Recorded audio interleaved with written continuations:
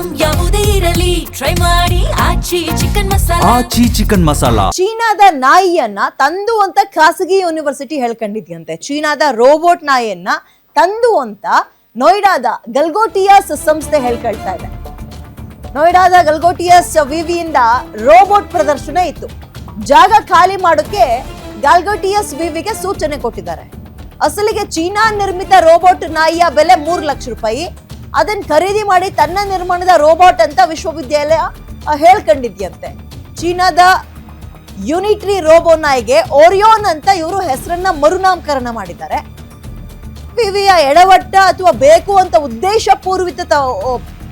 ಉದ್ದೇಶಪೂರ್ವಕವಾಗಿ ಮಾಡಿರೋ ಎಡವಟ್ಟ. ಈಗಿದು ಬಹಿರಂಗವಾಗಿದ್ದ ತಡ ಭಾರತ ಸರ್ಕಾರದಿಂದ ಕಠಿಣ ಕ್ರಮದ ಎಚ್ಚರಿಕೆ ಹೋಗಿದೆ. ವಿವಿಯ ಸ್ಟಾಲ್ಗಳನ್ನ ಶೃಂಗಸಭೆಯಿಂದ ತೆರವು ಮಾಡಿಸಿದ ಸರ್ಕಾರ.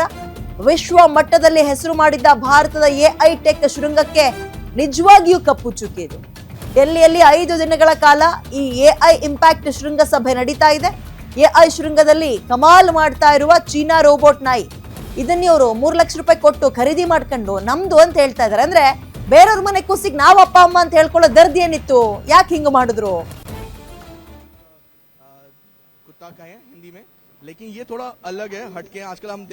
ಓಕೆ, ಮತ್ತಷ್ಟು ಮಾಹಿತಿ ಮತ್ತು ವಿಶ್ಲೇಷಣೆಯನ್ನ ನನ್ನ ಕಲೀಗ ದಿಲೀಪ್ ನೀಡ್ತಾರೆ. ದಿಲೀಪ್, ಯಾಕೆ ಇದು ಉದ್ದೇಶ ಪೂರ್ವಕವಾಗಿ ಮಾಡ್ಕೊಂಡಿರೋ ಎಡ್ವಟ್ಟಂಗೆ ಕಾಣಿಸ್ತಾ ಇದೆ? ಪ್ರಚಾರದ ಗೀಳ? ಖಂಡಿತ ವಿದ್ಯಾ, ಏನಂದ್ರೆ ಈ ಗಲ್ಗೋಟಿಯಾಸ್ ವಿಶ್ವವಿದ್ಯಾಲಯ ಅಂತ ಏನಿದೆ, ಇದಕ್ಕೋಸ್ಕರ ಭಾರತ ಮಂಟಪಂನಲ್ಲಿ ನಡೀತಾ ಇರುವಂತ ಎಐ ಟೆಕ್ ಶೃಂಗದಲ್ಲಿ ದೊಡ್ಡದೊಂದು ಸ್ಟಾಲ್ ಅನ್ನ ಬಿಟ್ಕೊಡ್ಲಾಗಿತ್ತು. ಈ ವಿಶ್ವವಿದ್ಯಾಲಯದ ಪ್ರತಿನಿಧಿಗಳು, ಅಲ್ಲಿನ ಶಿಕ್ಷಕರಿರ್ಬೋದು, ವಿದ್ಯಾರ್ಥಿಗಳಿರ್ಬೋದು, ತಾವು ಎಐ ವಿಚಾರದಲ್ಲಿ ಏನೆಲ್ಲ ಆವಿಷ್ಕಾರಗಳನ್ನ ಮಾಡಿದೀವಿ ಅಂತ ಹೇಳ್ಬಿಟ್ಟು ಅದನ್ನ ಪ್ರದರ್ಶನಕ್ಕೆ ಇಟ್ಟಿದ್ರು. ಈ ಪ್ರದರ್ಶನದ ವೇಳೆ ನಿನ್ನೆ ಮಾಧ್ಯಮಗಳ ಜೊತೆ ಮಾತಾಡುವಾಗ ಒಂದು ಯೂನಿವರ್ಸಿಟಿಯ ಪ್ರೊಫೆಸರ್ ಹೇಳ್ತಾರೆ, ಇದು ಓರಿಯಾನ್ ಅಂತ ಹೇಳ್ಬಿಟ್ಟು ರೋಬೋಟ್ ನಾಯಿ. ಈ ನಾಯಿಯನ್ನ ನಾವು ಅಭಿವೃದ್ಧಿ ಪಡಿಸಿದೀವಿ. ಇದೊಂದು ಅತ್ಯುತ್ತಮವಾದ ರೋಬೋಟ್ ನಾಯಿ, ಇದು ಈ ತರ ಎಲ್ಲ ಕೆಲಸ ಮಾಡುತ್ತೆ ಅಂತೆಲ್ಲ ಫುಲ್ಲು ವಿವರಣೆ ಕೊಡ್ತಾರೆ. ಆದ್ರೆ ಆ ನಂತರ ಯಾವಾಗ ಆ ಒಂದು ಬೈಟ್ ಅವ್ರು ಕೊಟ್ಟಿರ್ತಾರೆ ಅದು ವೈರಲ್ ಆಗುತ್ತೆ. ಆ ನಂತರ ಪರಿಶೀಲನೆ ಮಾಡಿದಂತ ಸಂದರ್ಭದಲ್ಲಿ ಅದು ಈ ವಿವಿ ಅಭಿವೃದ್ಧಿ ಪಡಿಸಿರುವಂತಹ ಒಂದು ರೋಬೋಟ್ ನಾಯಿ ಅಲ್ಲ, ಅದು ಚೀನಾದ ಯೂನಿಟ್ರಿ ಅನ್ನೋ ಕಂಪ್ನಿ ಅಭಿವೃದ್ಧಿ ಪಡಿಸುವಂತ ನಾಯಿ. ಇನ್ನೂ ಅಚ್ಚರಿಯ ವಿಚಾರ ಅಂದ್ರೆ ಇದನ್ನ ನೀವು ಕೂಡ ಈಗಲೂ ಕೂಡ ನಾವು ಅಮೆಜಾನ್ ಇರ್ಬೋದು, ಇನ್ ಯಾವ್ದ್ರಲ್ಲಾದ್ರೂ ಆನ್ಲೈನ್ ಪ್ಲಾಟ್ಫಾರ್ಮ್ಗಳಲ್ಲಿ ಕೇವಲ 3 ಲಕ್ಷ ರೂಪಾಯಿ ಖರೀದಿ ಮಾಡಬಹುದಾಗಿದೆ. ಈ ನಾಯಿನ ಇದು ತನ್ನ ನಾಯಿ ಅಂತ ಹೇಳ್ಬಿಟ್ಟು ಅದ್ರ ಹೆಸರು ಕೂಡ ಬದಲಾಯಿಸಿ ಆ ವಿಶ್ವವಿದ್ಯಾಲಯ ಪ್ರೊಜೆಕ್ಟ್ ಮಾಡಿತ್ತು. ಆದ್ರೆ ಇವತ್ತು ಯಾವ ವಿವಾದ ಆಗ್ಲಿ ಇಲ್ಲ, ಅದು ನಾವು ಅಭಿವೃದ್ಧಿ ಪಡಿಸಿರೋದು ಅಂತ ನಾವು ಹೇಳ್ಕೊಂಡೇ ಇಲ್ಲ ಅಂತ ಹೇಳ್ಬಿಟ್ಟು ಗಲ್ಗೋಟಿಯಾ ವಿಶ್ವವಿದ್ಯಾಲಯದವರು ಈಗ ವಾದ ಮಾಡ್ತಾ ಇದ್ದಾರೆ. ಆದ್ರೆ ಭಾರತ ಸರ್ಕಾರ ಇದನ್ನ ತುಂಬಾ ಗಂಭೀರವಾಗಿ ಪರಿಗಣಿಸಿದೆ. ಆ ಸ್ಟಾಲ್ಗೆ ಏನ್ ಜಾಗ ಕೊಟ್ಟಿದ್ರು ಆ ಜಾಗನ ವಶಕ್ಕೆ ತಗೊಂಡಿದ್ದಾರೆ. ಮತ್ತೆ ಅಲ್ಲಿಗೆ ವಿದ್ಯುತ್ ಸಂಪರ್ಕನ ಕಟ್ ಮಾಡಿ ಆ ಸ್ಟಾಲ್ ನಲ್ಲಿ ಇದ್ದವ್ರನ್ನೆಲ್ಲ ಬಂದ್ ಮಾಡಿ ಓಡಿಸಿದ್ದಾರೆ.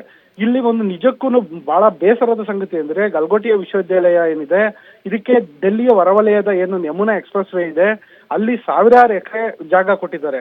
ನಾವು ಗೂಗಲ್ ಮ್ಯಾಪ್ ಅಲ್ಲಿ ಅದನ್ನ ಪರಿಶೀಲನೆ ಮಾಡಿ ಚೆಕ್ ಮಾಡಿದಾಗ ಯಮುನಾ ಎಕ್ಸ್ಪ್ರೆಸ್ ವೇ ಪಕ್ಕದಲ್ಲಿ ಇರೋದನ್ನ ಚಿನ್ನದಂತ ಭೂಮಿನಲ್ಲಿ ಅವ್ರಿಗೆ ಅಷ್ಟು ದೊಡ್ಡ ಮಟ್ಟದ ಜಾಗ ಕೊಟ್ಟಿದ್ದಾರೆ.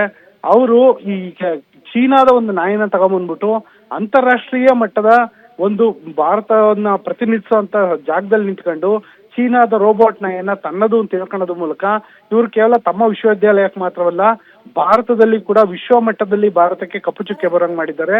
ಈಗಾಗಲೇ ಚೈನಾದ ಮಾಧ್ಯಮಗಳಲ್ಲಿ ಭಾರತದ ಒಂದು ಟೆಕ್ ಶೃಂಗ ಇದೆ, ಇದ್ರ ಬಗ್ಗೆ ತುಂಬಾನೇ ಕೆಟ್ಟದಾಗಿ ಪ್ರೊಜೆಕ್ಟ್ ಆಗ್ತಾ ಇದೆ. ಇದು ನಿಜವಾಗ್ಲೂ ಈ ಒಂದು ವಿಶ್ವವಿದ್ಯಾಲಯದ ವಿರುದ್ಧ ಭಾರತ ಸರ್ಕಾರ ಅತ್ಯಂತ ಕಠಿಣ ಕ್ರಮ ಕೈಗೊಳ್ಬೇಕು ಅಂತ ಹೇಳ್ಬಿಟ್ಟು ಆನ್ಲೈನ್ ನಲ್ಲಿ ಕೂಡ ದೊಡ್ಡ ಮಟ್ಟದಲ್ಲಿ ಅಭಿಯಾನ ಶುರುವಾಗಿದೆ. ವಿದ್ಯಾ, ಎಸ್, ಥ್ಯಾಂಕ್ ಯು ದಿಲೀಪ್ ಡೀಟೇಲ್ಸ್ಗೆ. ನಿಮ್ಮೂರಿನಿಂದ ವಿಶ್ವ ಮಟ್ಟದವರೆಗೆ ರಾಜಕೀಯ, ಸಿನಿಮಾ, ಸ್ಪೋರ್ಟ್ಸ್ ಯಾವ ಸುದ್ದಿಯೂ ಮಿಸ್ ಆಗಲ್ಲ.